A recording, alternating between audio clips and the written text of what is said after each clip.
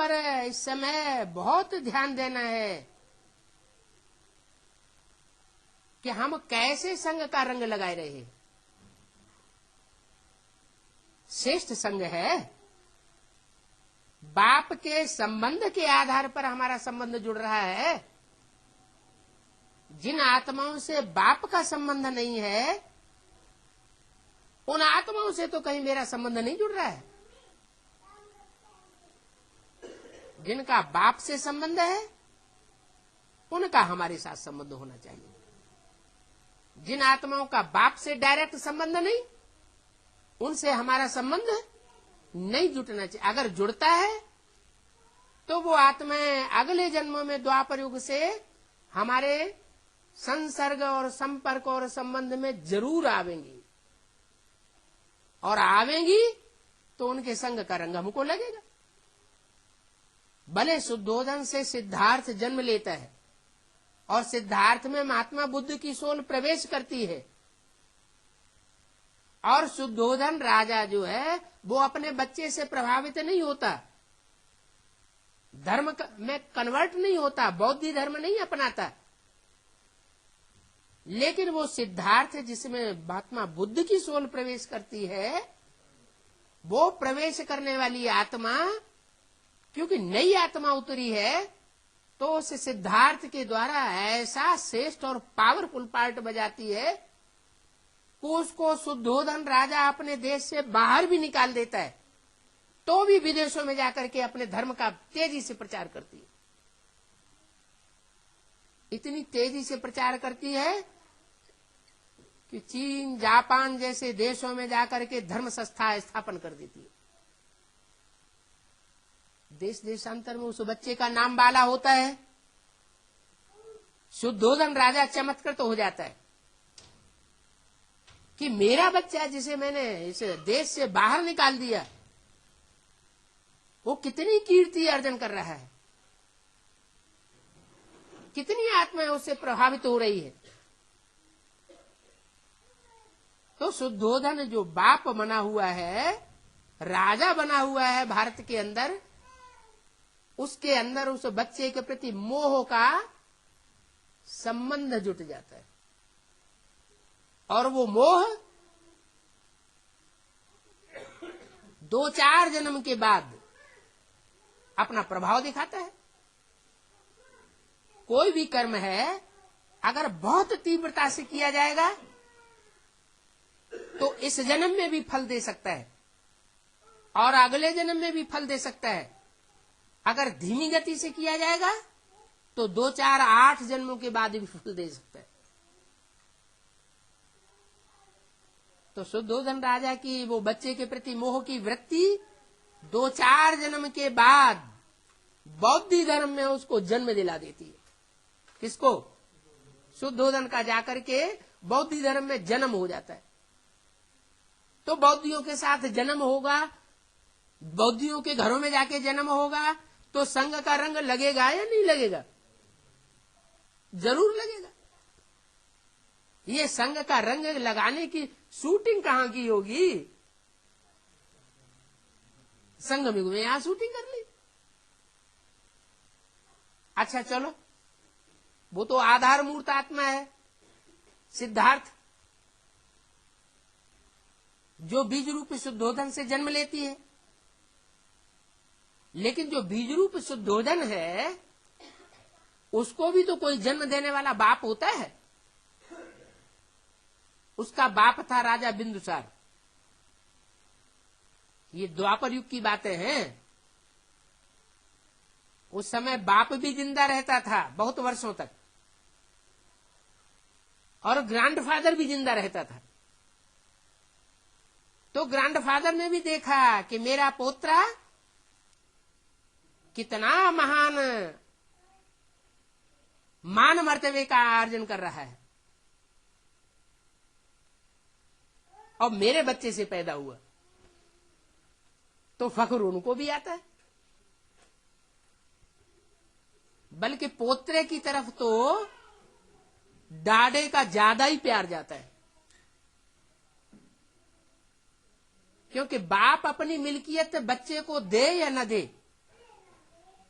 लेकिन दादा माना ग्रैंडफादर अपने बच्चे को, अपने पोत्रे को अपनी मिल्कियत का हिस्सा जरूर देने का हकदार बनाता है। इसलिए भारत में परंपरा है कि बाप अपनी कमाई हुई संपत्ति बच्चे को दे या न दे, ले दे, लेकिन दादे की जो मिल्कियत बाप को मिली हुई है वो जरूर देनी पड़ेगी। तो जो ग्रैंडफादर बिंदुसार है उसकी वृत्ति उस पोत्रे की तरफ जाती है। इस कारण उस बाप को भी माना ग्रैंडफादर बिंदुसार को भी वहां जाकर के जन्म लेना पड़ता है।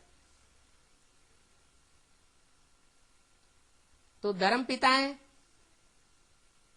वो प्रवेश करते हैं आधार मूर्तों में, आधार मूर्त उसी जन्म में कन्वर्ट हो जाते हैं और आधार मूर्तों को जन्म देने वाले जो बीज हैं वो अलग अलग धर्मों के होते हैं और उन बीजों को भी जन्म देने वाला प्रजापिता है, वो सबका बाप है। इसलिए प्रजापिता को भी हर धर्म में जाना पड़ता है, लेकिन वो बीज रूप आत्माएं हैं, इसलिए जीवन रहते कन्वर्ट नहीं होती है। लेकिन ममता मोह हो जाता है तो अगले जन्म में जाकर के जन्म ले लेती है, उसको कन्वर्सन नहीं कहा जा सकता। इसलिए बाप कहते हैं धरत परिये पर धर्म न छोड़िए।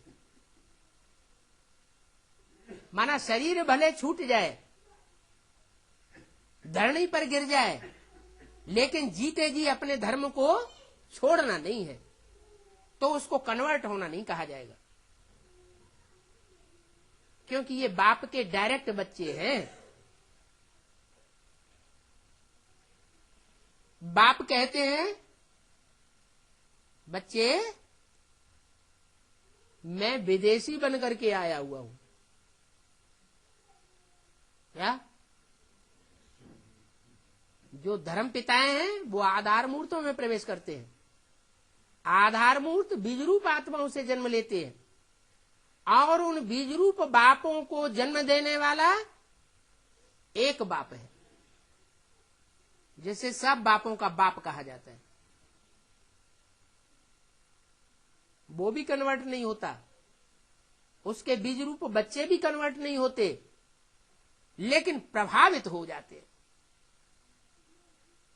माया ऐसी है जो किसी को छोड़ती नहीं है, संग का रंग सबको लगता है। कोई ऐसा अहंकार नहीं कर सकता कि मैं माया से कभी हार नहीं खाता हूं। क्यों? क्योंकि बाप सर्वशक्तिवान है तो माया भी सर्वशक्तिवान, किसी को नहीं छोड़ती। ऐसे नहीं कि तथाकथित ब्राह्मण बोलते हैं अरे राम की आत्मा तो फेल हो गई। अरे राम की आत्मा फेल हो गई तो फिर कोई फेल होने से बचेगा क्या? कोई नहीं बच सकता। हाँ, इतना अंतर जरूर है कि कोई शुरुआत के मासिक त्रैमासिक एग्जाम में फेल हो जाते हैं और फाइनल में पास हो जाते हैं, और कोई ऐसे होते हैं कि शुरुआत में पास होते रहते हैं और लास्ट में जाके सो जाते हैं। जैसे खरगोश और कछुआ की दौड़ कहानी दिखाते हैं। दोनों में दौड़ हुई तो कछुआ अपने धीमी धीमी चाल से दौड़ता रहा, खरगोश भी दौड़ा। उसको अहंकार आ गया, अरे ये क्या मेरा मुकाबला करेगा। तो थोड़ा दौड़ा और गर्मी आई तो झाड़ी में जाकर के आराम करने लगा कि अरे जब तक ये थोड़ा आगे जाएगा तब तक हम इसको क्रॉस कर जाएंगे।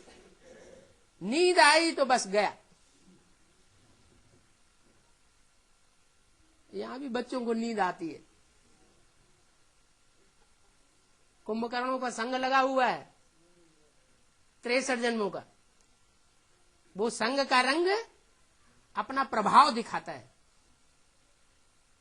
नहीं तो कोई बच्चे ऐसे भी हैं जिनको नींद नहीं आती है, ऐसे भी हैं या नहीं है? ऐसे भी हैं। पुरुषार्थ में कड़क रूप अपनाते हैं, कितने भी थके हुए होंगे, लेकिन जब क्लास होगा तो नींद नहीं करेंगे। तो ये क्या कारण है? उनको नींद आती है और उनको नींद नहीं आती। कोई तो कारण होगा। क्या कारण है? जिनको नींद नहीं आती है, जिनको नींद नहीं आती है, वो कोई से प्रभावित नहीं हुए हैं, या प्रभावित हुए भी हैं तो बहुत थोड़ा प्रभावित हुए। इसलिए जब प्रभावित ही नहीं होते तो संग का रंग भी नहीं लग सकता। और जो प्रभावित हो जाते हैं वो तो प्रजा बन जाते हैं। तो राजा तो पावरफुल होता है, यथा राजा तथा उससे प्रभावित होने वाली प्रजा। राजा जो भाषा अपनाएगा, प्रजा को भी वो भाषा अपनानी पड़े। राजा जो कानून बनाएगा, प्रजा को वो कानून मानना पड़े। तो बहुत संग का रंग लगता है। तो बहुत ध्यान रखना है पुरुषार्थी जीवन में कि हम एक से प्रभावित होते हैं या अनेकों से